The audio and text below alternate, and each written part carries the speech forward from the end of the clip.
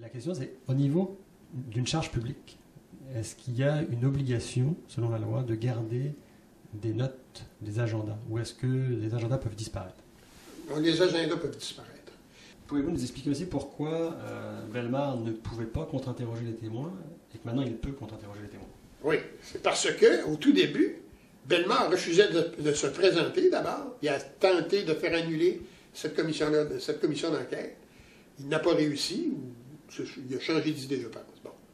Il s'est présenté comme témoin et il n'avait pas fait de demande au commissaire pour devenir, comme tous les autres avocats, partie prenante, participant. Étant pas participant, il n'avait pas le droit de consulter les documents qui avaient été préparés par la commission. Les avocats. On a vu qu'il y a l'avocat du gouvernement, l'avocat du Parti libéral, l'avocat de Jean Charest.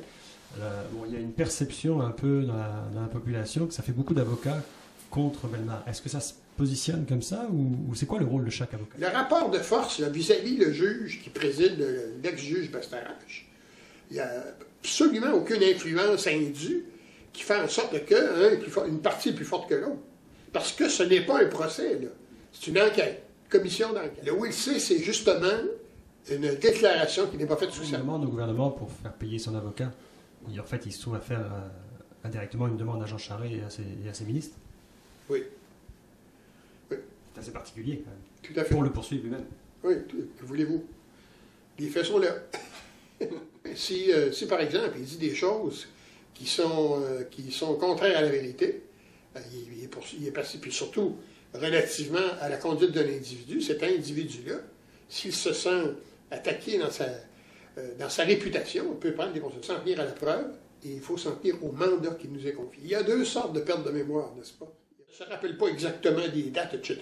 C'est encore compréhensible. Bon. L'autre sorte de témoin qui perd la mémoire, c'est celui qui ne veut pas répondre. Mettons que Bellemare puisse prouver qu'il a fait des faveurs à certains conseillers politiques. Lui-même, est-ce qu'il ne se trouve pas en défaut en tant que ministre de la Justice à l'époque? Il n'avait pas le droit de faire des faveurs. Ouais. Ça, c'est une question à laquelle je pourrais répondre, mais je vais m'abstenir de répondre à cause de mon droit de réserve, mon obligation de réserve comme juge. Le commissaire Bastarache, probablement, pourrait traiter ça dans son rapport, de cette affaire-là.